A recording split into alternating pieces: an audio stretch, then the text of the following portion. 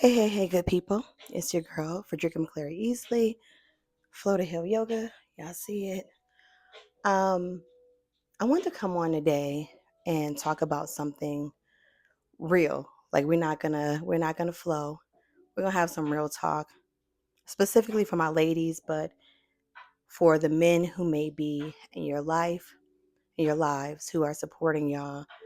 Um, I've been a little sporadic because I had some health stuff going on. And yeah, I'm going to share a little bit about it. So, I am 41. I'll be 42 at the end of the year. And I am officially in perimenopause. Now, there's a difference between perimenopause and menopause, right? So, peri is the phase in which you start to experience some of the changes that your body can go through because of hormonal production decreases, right? Specifically, your estrogen, your progesterone. And so, um, some of those changes can start as early as in your 20s, right?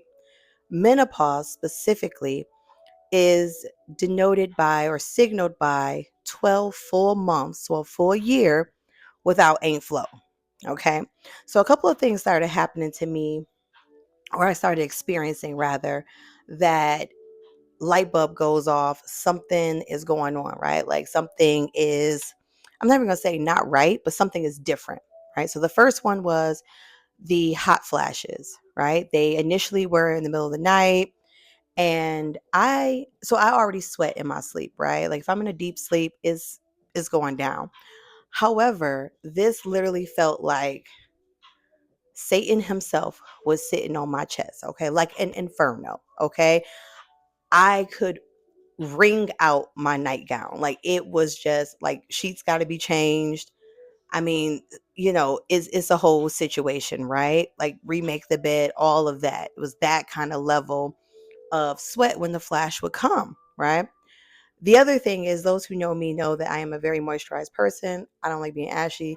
My skin literally hurts if it is not moisturized enough. And out of nowhere, I developed around my jawline and like my upper neck area um dryness, right? To the point where it felt dry to the touch. It felt abrasive, almost like a brush burn kind of thing.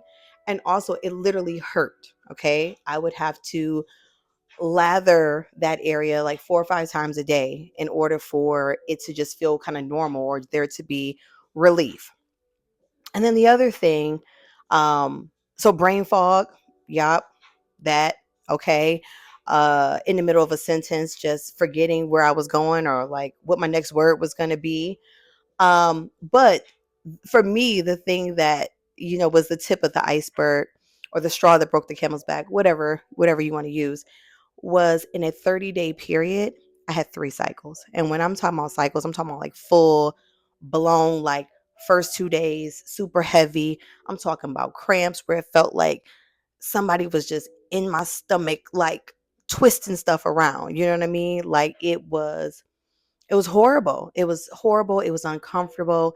It just was not cool, right? And so those are the things that like pushed me. That was the thing that pushed me to contact my primary care physician. I said, "Look, I got to figure this out. Like something is going on." And so I'm sharing this because a lot of times we will all push through, right? We will push through.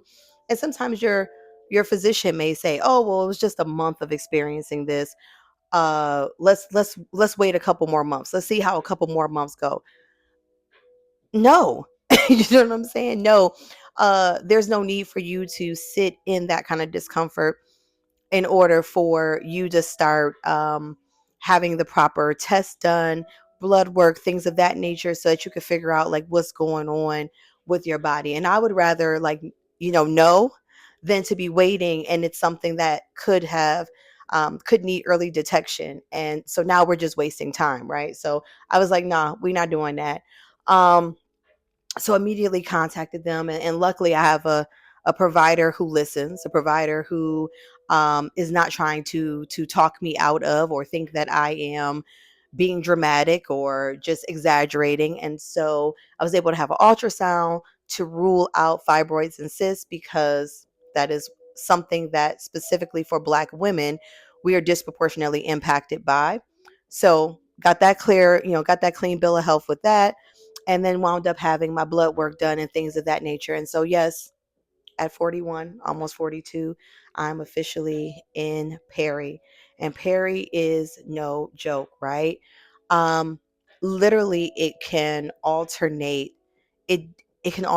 like yeah, here I go stumbling. The moral to the story is this shit is serious, okay? Mood swings, right? Zero tolerance. My God. Just tap dancing on your nerves, right? Just tick tap tap tap tap. It's like, are you breathing like that? Like, does your life require you to breathe in that way? Right? That's the kind of irritation. It's like, why are you even doing that? Why are you doing that? I don't want you to die, but I also want you to figure out something else. You know what I mean? Don't do that. The brain fog, as I already mentioned, yes, a thing.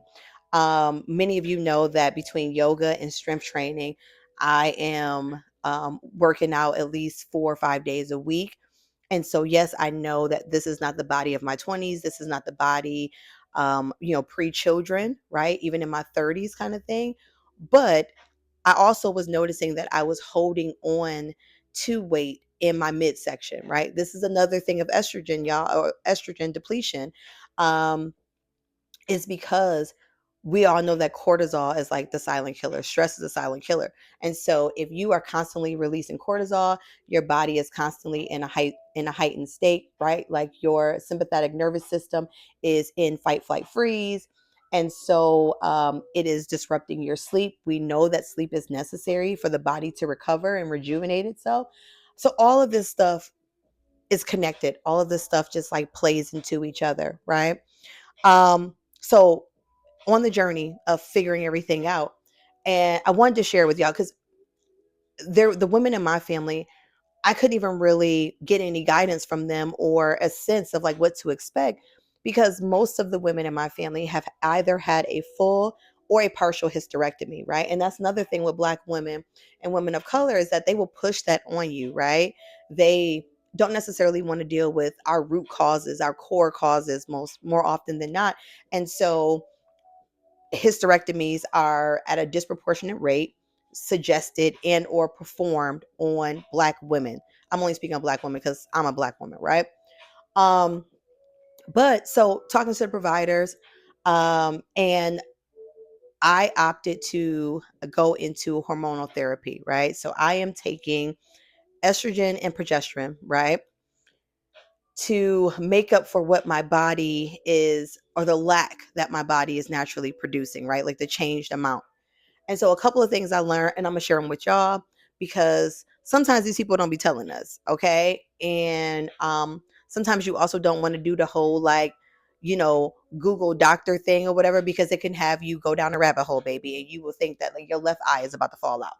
Okay, so in terms of progesterone, so I am allergic to peanuts. And what I did not know, and I'm happy that I did disclose this, is that there are progesterone options, and I'm doing a tablet or oral, is that they are held together by peanut oil, right? So I had to do a special one where I had to order out and have it shipped in that is using olive oil as the compound, right? So that's one thing I wanted to tell you. The second thing I wanted to tell you is that sometimes you will have providers opt or want you to just go on like regular birth control because birth control does have estrogen and progesterone, right? But they'll want you to go on just like a regular form. So what I learned, shout out to my provider who helped me with this, is that the estrogen that is in your regular birth control is a synthetic form, meaning that it does not mirror the natural production that occurs in your ovaries, that occurs in our ovaries, right? So basically, I'm saying it ain't the good stuff, right? And it's really not going to do what you needed to do in a level way, right? So because the estrogen patch, that's what I have. I have to it's applied twice a week, right? And so the estrogen patch mirrors what biologically, like at the molecular level, what we are already producing, which allows for more of a level hormone disbursement. It also bypasses that first breakdown or the first metabolic phase, which is usually in our liver. This one goes straight to your bloodstream. So you're also getting more of a direct dose, right? Which, because it skips that phase, it also lessens your chance of blood clots, right? So all of these are these benefits for the patch. So I want to put y'all on game that if your provider is trying to push for just a regular pill, no, patch, do the estrogen patch and then do the progesterone pill. Totally different. You know what I'm saying? Totally different. So um this is where I'm at with the journey, y'all. I've just started. It took a little bit, going through the whole process of making the appointments, going to the appointments, blood work, lab work and all that kind of stuff. But this is where I am. And the reason why I'm sharing this is because like we need to know what our options are. We need to know that we do not have to like normalize this kind of discomfort, right?